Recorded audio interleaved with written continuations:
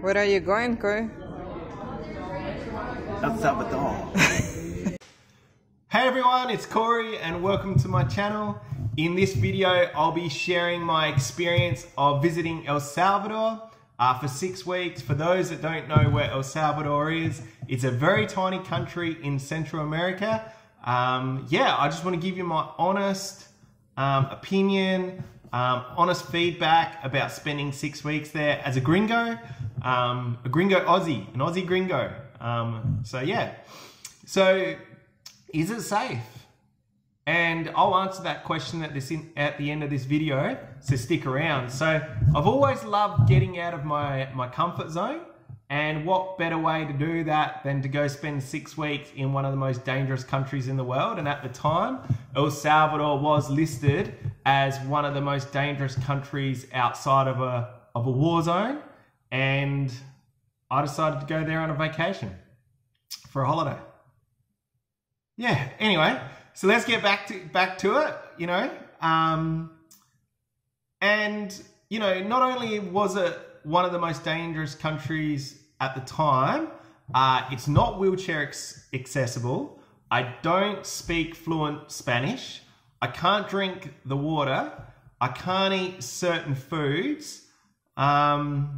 There's no air conditioning. So in the house that I was staying in, there was no air conditioning at all. And it's very hot there. And what happens is if I get hot, my body can't regulate its temperature and I can potentially die from heat stroke very quickly. So that was a big concern for me, the heat in El Salvador. And what happens if I get sick? Would the doctors be able to help me? Like, all these things were going through my mind, and yeah.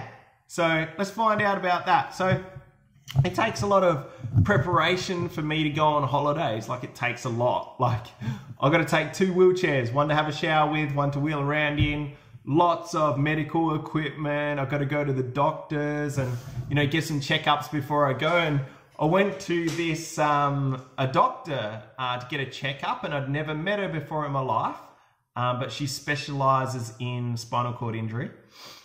So I went to see this doctor, never met her. She's like, Corey, why'd you come to see me? And I said, look, I'm going on a holiday. I just want to get checked out and make sure, is there anything I need to know, do, anything like this? And she said, where are you going on holiday? And I said, I'm going to El Salvador for 6 weeks. And she was like, why are you going there? And I was like, for a holiday, I need to relax. I want to go on a holiday. She's like, no joke. This was her reaction. You're going to die. I was like, whoa, chill out a bit. So she was really negative about it. I actually came across a few family and friends that got a bit negative about me going. They were really concerned about me. They were giving me all kinds of advice about not going, or, if you do decide to go, like one person was like, if you do decide to go, I think you should try and blend in as much as possible. Don't look like a gringo too much. And I was like, how do I blend in? And she's like, get a tan. If I was you, I would get a tan. Just focus on getting a tan. Wearing clothes like them and blending in. And I'm like, I'm in a wheelchair. I stand out. I stand out no matter what I do. Well, actually, the word's probably not stand out. I probably sit out. If you want to get technical about it, I sit out in public. So people were getting negative, and I even started to think like, maybe I shouldn't go. And it really bothered me. I had a few sleepless nights, and I thought, wow, maybe this is a bad idea. Maybe I shouldn't go. And, I thought about it, and I thought, I don't want to miss out on the adventure. I don't want to miss out on, what if I like it? What if I really enjoy it over there? And I always talk about it, like choosing life. And going to El Salvador for me meant that I had to get out of my comfort zone. Really get out of my comfort zone. Like I said, it's not even wheelchair accessible.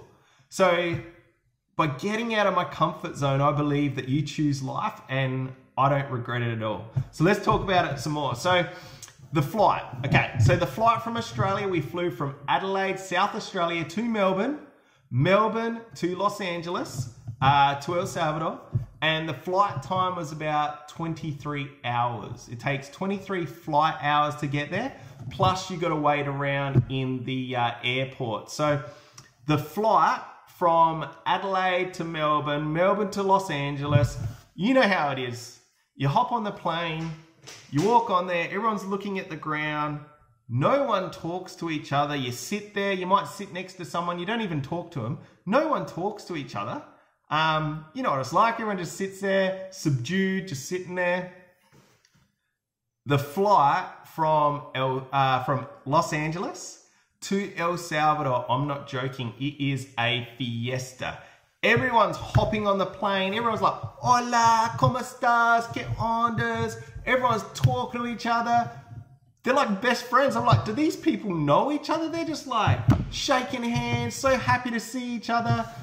Man, like they're just so excited, like so happy, and I was loving it. I was sitting on the plane. It was like a full-on party. The plane, the flight from Los Angeles to El Salvador was just so exciting. It was really, really cool. So we landed at the airport, and I was actually honestly really surprised at how modern the airport is in El Salvador. It's huge, very modern. Yeah, it was really, really good. It was one of the best airports that I've ever been to. And we land there and we get our way, we get our stuff, we get through customs, and our families waiting for us out the front. And like I said, it's not wheelchair accessible. There's no wheelchair accessible vans. It's just the way it is. So they had hired, my family in El Salvador, my wife's parents had hired a big van, and I'm like, how am I going to get in the van? I can't get in a van. Anyway, it's El Salvador, man. They just grabbed me, lifted me, chucked me in the front seat of the van, and we're off. So this is about 8:30 at night. It's pitch black at night, and we're driving down the highway in this van. I'm in the front, my family's in the back, and we're doing about 110 kilometers an hour in an 80 zone. It's an 80 zone. So we're driving down the highway, speeding, and it's pitch black. And I remember just looking out the window, and I could see this white ute in front of us, like coming, like, you know, we're coming to go past it. And I see this white ute. It's got no lights, no tail lights, no headlights.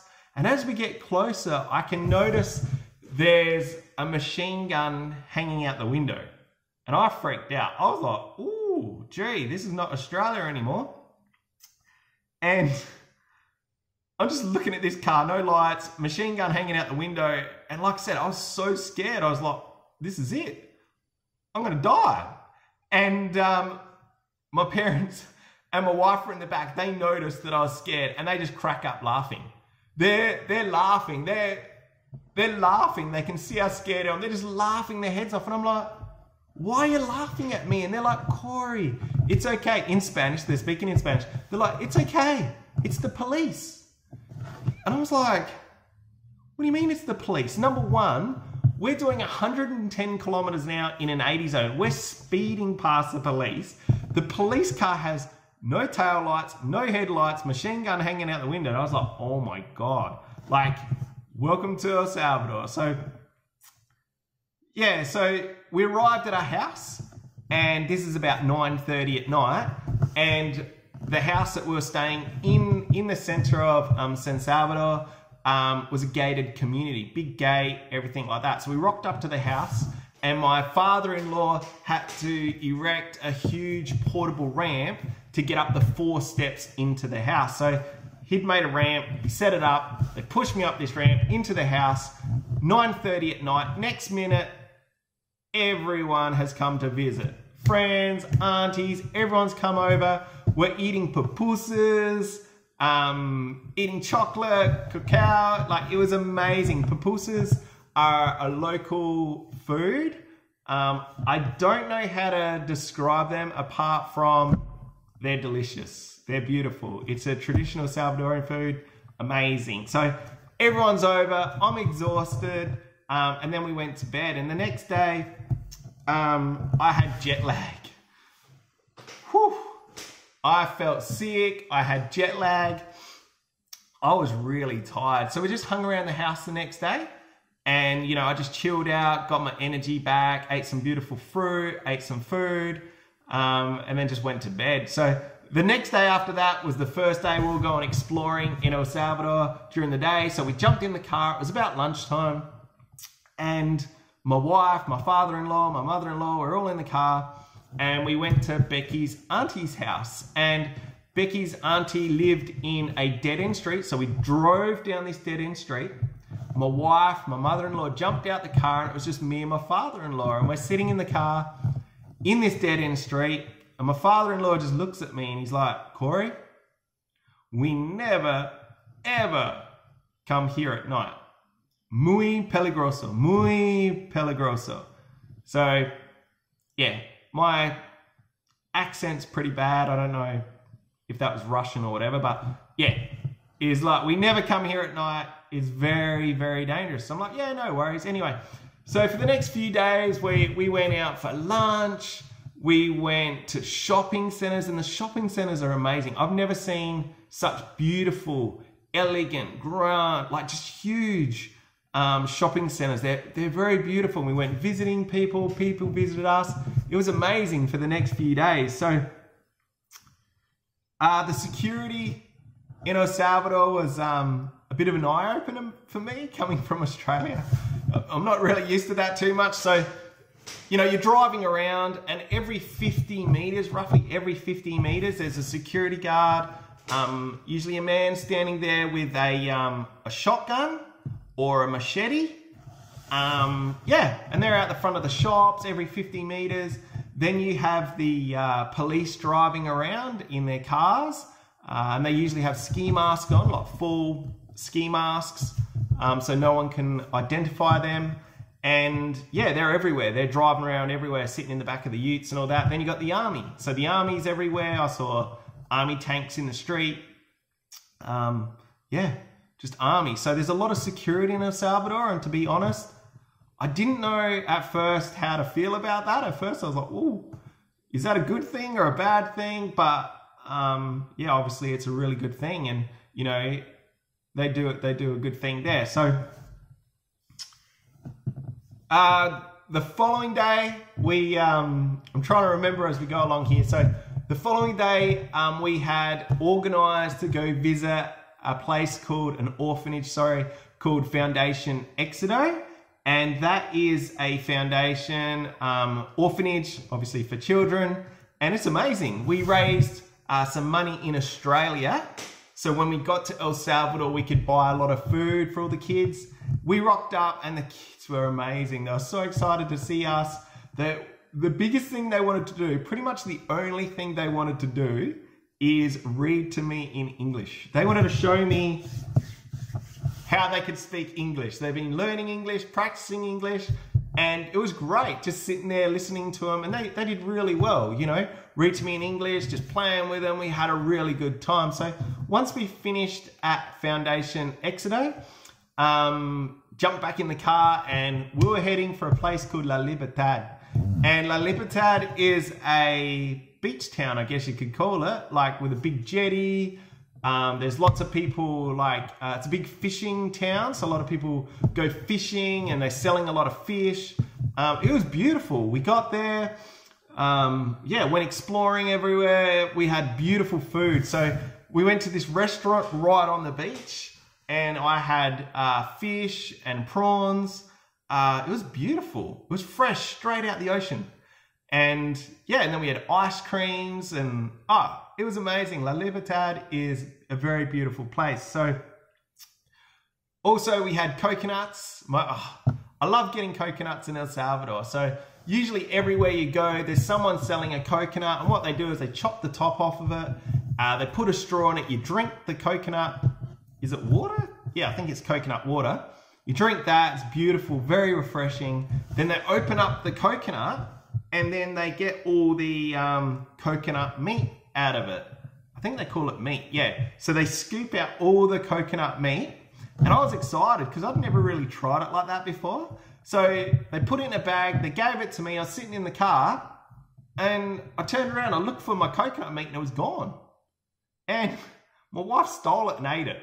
She's like, look, I'm from El Salvador. We love this stuff. Like, she stole my coconut meat. I was like devastated. So don't leave any pupusas, coconut meat anywhere near someone from El Salvador. They love it. They absolutely love it.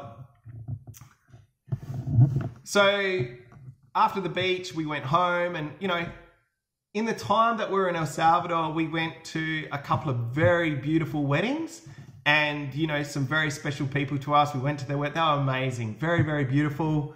Yeah, and different to Australia, but just amazing. Very beautiful. Like, we had a really, really good time at those weddings. And at the end of one of the second weddings, it was about midnight. We jumped in the car, and Becky's auntie wanted a lift home. And do you remember the first day that I drove around El Salvador? When I jumped in the car, drove around El Salvador, ended up in a dead-end street, and my father-in-law said to me, Corey, we never, ever come here at night. Well, guess what? 1 a.m. in the morning, we're in this dead-end street. We're sitting in the car, and we're dropping Becky's auntie off. And I was like, oh my God. Whew. Just thinking about it, I was like so scared. I was like, no way, this can't be happening.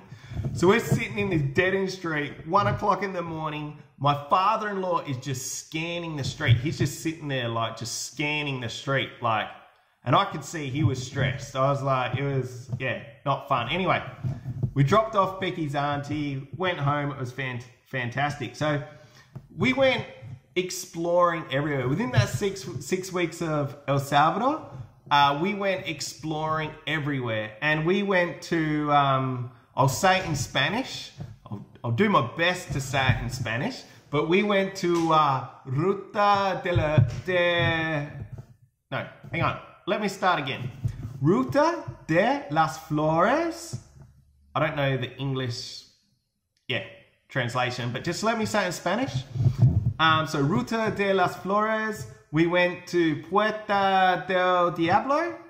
We went to El Parque de la Familia. And we went to Lago de Cotopeque. Cotopeque? I think that's how you pronounce it.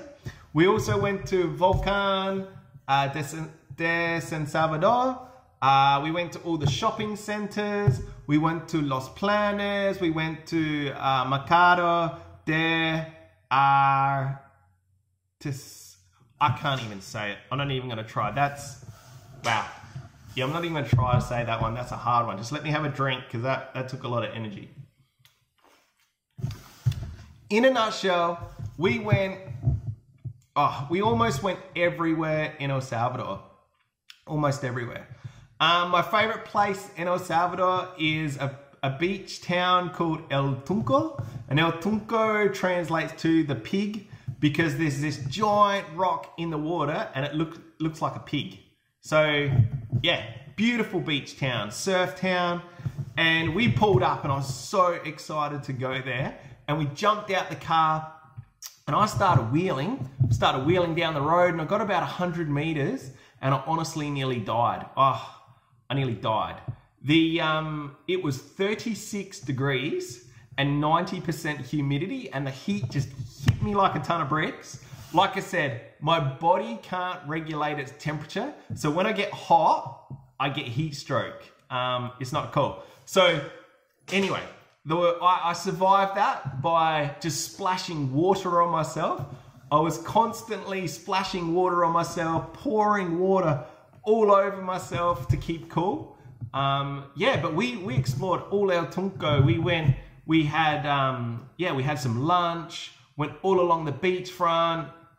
We had a great time. We spent like a good solid half a day there, and it was beautiful, like amazing. And like I said, I spent 6 weeks in El Salvador. We went to a lot of places, and I only saw 5 tourists the whole time I was there. I'm sure there was a lot more tourists around, but I only saw 5. Yeah, so I was really lucky. I'll just have another drink, just hang on. So I was really lucky because I got to spend Christmas in El Salvador, and it was amazing. Like, they actually celebrate it in Australia. We celebrate it on the 25th of December. In El Salvador, they celebrate it on the 24th at midnight. So you got to stay up all day on the 24th of December till midnight. That's when you have all the food. That's when the celebration begins. And then the next day you just kind of chill out, go to the beach, just hang out with your family. And yeah, I just remember all the fireworks. So for weeks on end, 24 hours a day, they're just setting off firecrackers. All you hear all day, all night is just bang, bang, bang, bang, bang. Just fireworks going non-stop. And at midnight, 24th of December, the fireworks just get worse. It's just crazy. Like, the fireworks, it's cool, but man, it was, a lot of fireworks all the time. So, yeah, I was really lucky. Then New Year's is amazing. Like, what I love about El Salvador, it's very family orientated. There's so much culture, so much history. It's just colorful. It's vibrant. And the people are just so kind. You know, the people in El Salvador are just super kind, super amable, muy feliz, like very happy. Like, they're the happiest, kindest people I've ever come across in my life. Like, so everywhere you go, they just want to talk to you. They're so happy to see you. And if you went there for a holiday and you didn't know anyone, they will adopt you. Like, seriously, they will adopt you into their family. They'll take you in. They'll feed you. They'll look after you. They're amazing. They're the most kindest people in the world. So the food in El Salvador, let's get started on the food in El Salvador. So pupusas, that's their traditional food. I don't know how to explain it apart from they're just delicious, right? Then you got tamales, and my favorite food in El Salvador, which I loved eating every single day, was frijoles. Frijoles y plátanos con miel, which means refried beans with plátanos. Plátanos are like a fried banana covered in honey. I used to put heaps of honey on there. I absolutely love that. I could eat that every single day. So the food in El Salvador, amazing, just super amazing. And then my father-in-law used to make this dish that I called Pollo Camperos Super Selectos Roberto. And all it was a barbecue chicken that he bought from Super Selectos, and Super Selectos is like a local supermarket, like a Woolworths, Coles. It's just like that. It's just a barbecue chicken. He'd chop it up, he'd fry it up, and he'd fry it up with onions, herbs, spices, and serve it with potatoes. And it was delicious. Like, the food in El Salvador is delicious. So I actually did get sick in El Salvador, and I was actually really worried about getting sick, and I did get sick. But I only got a bladder infection, which is normal because of my disability. So I get a lot of bladder infections. It's just normal for me. And I was a little bit concerned about going to the doctor. Number one, because it only cost me a couple of dollars. So I went up to the doctor, cost me a couple of dollars. In my lifetime, with my disability, I've seen a lot of doctors. I've seen heaps of doctors. And I can honestly say that the doctors in El Salvador have been some of the best doctors I've ever seen in my life. They were thorough. They were amazing. Like, they treated me so well, very thorough. I even got a free prostate exam, which I think's amazing for the price that it costs to go to the doctor. So yeah, it cost me a couple of dollars. I saw the doctor. I got treated amazingly. I got legitimate medicine. I got some antibiotics for my bladder infection and a free prostate exam. Doctors in El Salvador, amazing. So if you ever get sick there, you don't have to worry about it. They will definitely look after you. So obviously we went everywhere. Like I said, to the shops. We went everywhere. Like it was really cool. And there was one morning, I've got to share this story with you. So one morning, my wife actually went to the doctor and she left about 7:30 in the morning. And at about 8 a.m., I just woke up. I just sat up in bed and the whole house started shaking. And I mean violently shaking. The whole house was shaking like, just like that. So I'm sitting in bed and I'm like this. And I'm like, what is going on? And my father-in-law, we're having an earthquake, all right? We're having an earthquake. So my father-in-law comes running down the stairs and he's just yelling out, tranquilo, tranquilo, no worries. Tranquilo means like, I don't know, like stay calm, everything's cool. I was so scared. We're having a massive earthquake and it's just normal. So in El Salvador, because they have so many volcanoes and all that, they have at least one big earthquake every single month. Like, yeah, so to them it's just normal. For me, it scared me, but I survived and now I'm kind of used to it. It's all cool. So let's get down to the question. Is El Salvador dangerous? And like I said, I'm just going to give you my experience as a tourist because that's all I can do. I spent 6 weeks there. And as a tourist, did I experience anything? No. No. To me, it's safe. I went everywhere. I stand out like a sore thumb. I'm in a wheelchair. I'm a gringo. I went everywhere. I pretty much went everywhere in El Salvador. There's a few places that you can't go, that I recommend that you don't go, and the locals recommend that you don't go, but that's the same as Australia. If someone came for a holiday to South Australia where I lived, there is places I will not take them because it's dangerous. So it's like anywhere you go in the world, there's always good places, bad places. It's just the way it is. It's just the way it is. And, you know, I think it's important that, you know, I share an experience that I had in El Salvador. Like I said, it was one of the most dangerous countries to visit at the time. Did I see anything? No. Did I hear anything? Yes. Yeah. I heard 2 people lose their lives pretty much in our front yard. But yeah, that's unfortunately what happens in El Salvador. And yeah, it was pretty sad and yeah, it's not cool, but I think it's important that I tell the truth.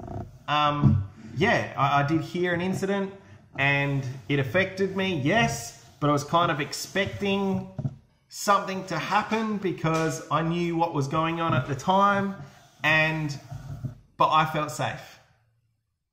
You know, as a tourist, I felt safe, and I highly recommend going to El Salvador for a holiday. It's beautiful. It's very beautiful. I had lots of fun, and the truth is, I lived more in one day in El Salvador than 10 years in Australia. I just lived more. And I'm extremely grateful that I got out of my comfort zone and went there, and I honestly can't wait to go back to El Salvador. I want to go to Mexico. I want to go to the rest of Latin America. Ah, amazing. I can't wait.